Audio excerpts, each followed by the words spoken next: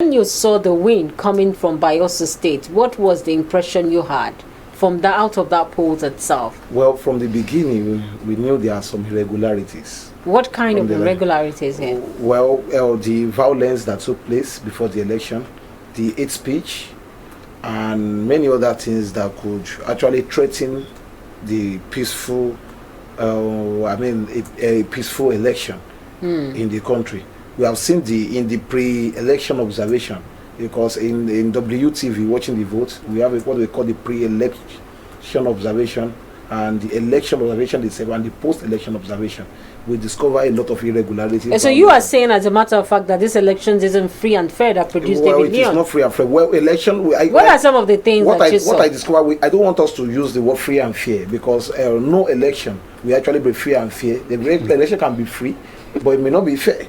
An election can be fair, but it may not be free. So you are saying that there are hitches. Let's use the word hitches. There are hitches, but we are now talking about what we have to also look at is that we have to look beyond the free and fair right now. And we have to look at some of the irregularities that took place deliberately. Now, okay, Mr. Guiga, let's look at this. Yaga Africa, an organization that you coordinate for in your state, is calling for the cancellation of elections. That sounds, outrageous. It sounds so, incomprehensible. Don't forget, it is not about the Balyesa election. It is about Goki's election. Balyesa election was verifiable according to the parallel voter tabulation that Yaga Africa uses to measure or to observe election. It was verifiable.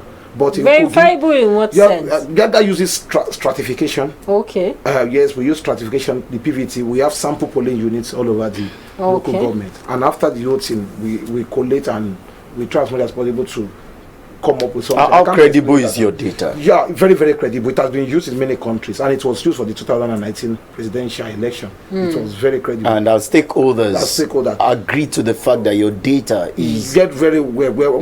They agreed. We also it has been tested, and it was used and a sample in many, even in your state, in all the elections that have been done in the past. But in Kogi election was not verifiable. Kogi collation is to start by 9 a.m. It's not in fact. So a winner has not been declared. But let's talk about things that you observed. Let's start with the performance of the Nigerian police, the navy, the military, the army, and other agencies, NSCDC. Well, the problem we have right now in Nigeria is that many security agencies are compromised. The government, the party in power, many are have the allegiance to the party in power. Now this is an allegation. Can you back it up? Well, you can see what happened to the governor of your state, Seyi Makinde, when some people in police uniform could enter. Of course, he has his own police, he has his own security aids still under the federal government, but yet these people might have followed him down from your state.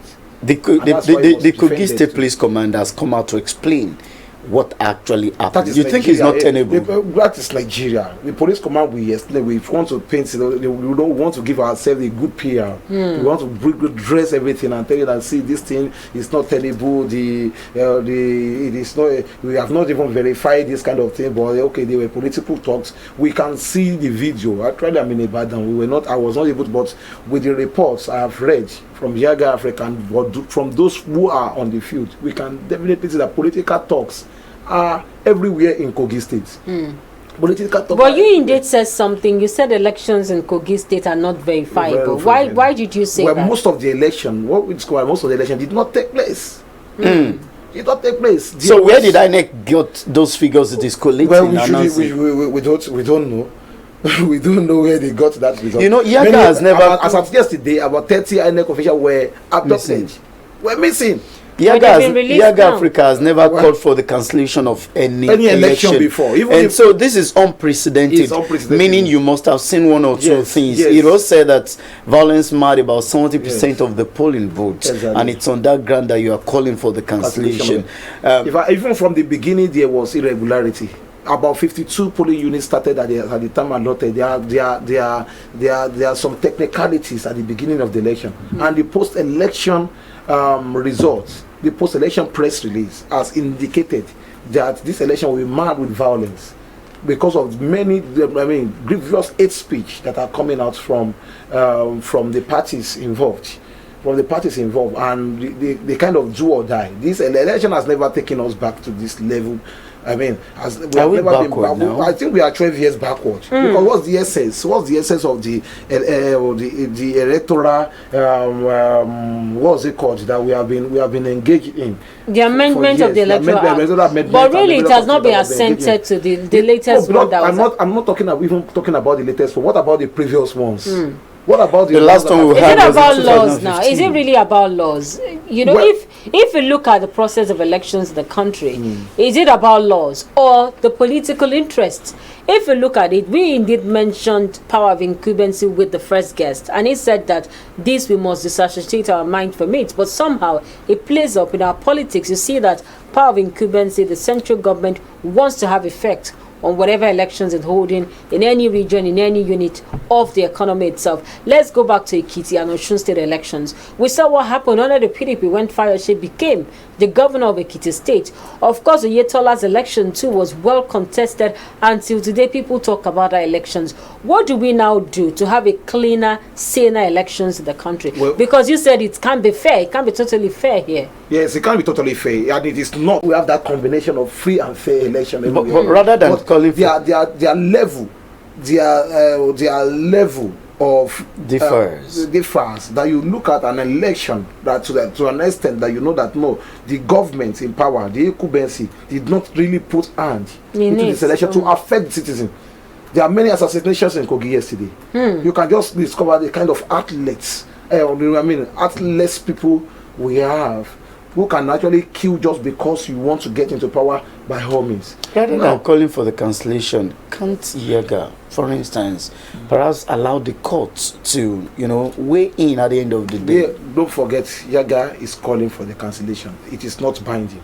Don't forget, many international observers are calling for the cancellation. It is not binding. But yours appears to be, very hasty. If you look at EU observer missions, they are yet to come up. Though some of them have, attested to the fact that there were irregularities, but they have not come up with their report. Well, maybe at the beginning, Yaga has not also come up with a report, with a comprehensive report about the election. But immediately there is what we call a mid-election report, and with all indication, everybody, it is obvious that this election. But did you put into consideration, did your organization put into consideration the cost for these elections? Because you know that logistics has gone into this. Let's not also forget that we're looking at the economic cost to deny the people let's look at also the economic value. You have said that there's no election in any part of the world that is totally free and fair. So there are instances of issues like what we saw in Kogi State. Let's look at the costs of hosting these elections in that state. Let's look at the economy that was grounded for these elections to take place. Are we now saying that there will be a total elections all over again? The economy will be grounded, there will be more logistics coming to INEC, and what is the possibility that people will be allowed to vote in an atmosphere of peace with the kind of hostility we have in Kogi State? Kogi's election actually went beyond irregularity. If we look at it, this is an election that a lot of people have been scared not to come out to vote during election, and the few people that come out are threatened with guns. Was there apathy? Well, we I don't know, but we may look at it and actually look at the turnout. The turnout in Balyesa was encouraging compared to what we have in Kogi State, because guns and a lot of things have been used to scare people even before the election. And now, if we not look at that kind of election, and 100,000 votes is coming out from a particular local government in that kind of election, and when you compare with the presidential election, you discover that even there are so many there, even in a particular local government where we have 20,000 accredited voters, at the end of the day we have about 34,000. So when all of this happen, what do you think would be the likely? Well, the work of the observer is just now is just to say it the way we observed it, not to take part in any partisan politics. I understand, because it's becoming a common thing, that you have the number of total voters, the number of total votes being more than the number of accredited voters. So when you have instances like these, what do you think could be the cause? That's why we are talking about cancellation, because that means there wasn't an election. That means there was, I don't want to say there was rigging, well, there was rigging, but there wasn't an election at the first place. So let's look at the role of, violence marred the Kogi election, though it's still ongoing because the coalition is still ongoing. Let's look at what our security operatives, they were deployed as at the time, was it 62,000 Nigerians raised an alarm? They were deployed, and there was, Yaga Africa released a report yesterday that even 52% of the polling units, if you look at it, 52% were there are a lot of irregularities in the arrival of the security. So where were these security officials? They were not there at the time they were supposed to be there. They were not there. They were looking for any official. They were not there. Many coppers were abducted to the government house. As at the time for what reason? Well, very known to the politicians. Let's also look at the might of the police, the security on ground in Kogi State. Are we saying that we do not have enough personnel to actually tame the activities of some criminal elements and thugs? Let's see sporadic shots. There are some also online newspaper that has actually said that there was sporadic gunshot in the air. People had to run. There was ballot box stuffing and snatching and the rest of it. If we look at how prepared the government has made us believe in terms of even the IGP saying that more police officers, more men have been deployed to ensure that, there will be maximum security. And before the elections, we also have the DIG saying that anyone who actually snatches the ballot box will have to pay with his or her life. But all of this stress appears not to be holding any waters from what we saw after the elections were held. Of course, the elections are inconclusive. It will continue this morning. But from the strength that the security apparatus have boasted of having on ground, what is it that we had at the end of the day? Are we saying that these thugs overpowered them? They have more sophisticated weapon than them? Or the security operatives have been compromised? Because there are two things people are laying fingers to here. Well, there are all indications that the security operative were compromised. What kind of indications are these? Because how many people were arrested as a result of ballot box snatching?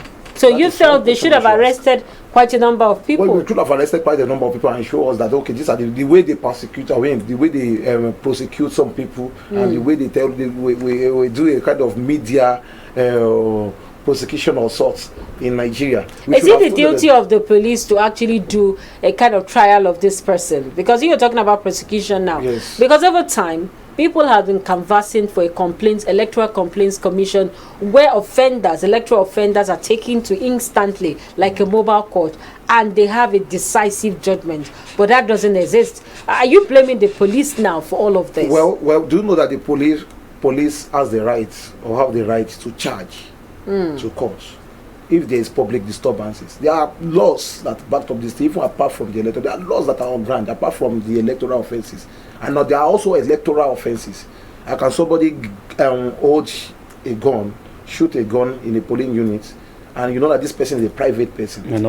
So as we wrap up, because we need to wrap up this segment, are you still insisting that the election in Kogi State should be cancelled? Yes, I'm insisting the election in Kogi State. That is the stand of Yaga. Yes, the stand. So what are your parting shots? Well, I would say it's just a pity that Nigeria election is going this way again. If we have to consider, if we look at the power belongs to the people, we need to know that the power belongs to people, and when we don't give people that power, it actually scatters. We must say thank you so much to Boyega Tokumbo, and of course is a Yaga person here in your state, and he's also an election monitoring team, and he has actually observed the two elections in Kogi and Balyesa State. We must say thank you so much for being here. Thank you so much for your time. And of course, we hope that the elections come out well, especially for Kogi State, where elections are inconclusive by 9 a.m. this morning. We're hoping that it will continue, and at the end of the day, there will be light after the tunnel in Kogi State, and there won't be more violence. We have to go straight to our Lagos studio. They are standing by to keep us up to speed with what is happening in the national dailies. From here, I am Bolabo, Famous School. And I'm Anuluakwo Homoride. Have a wonderful day.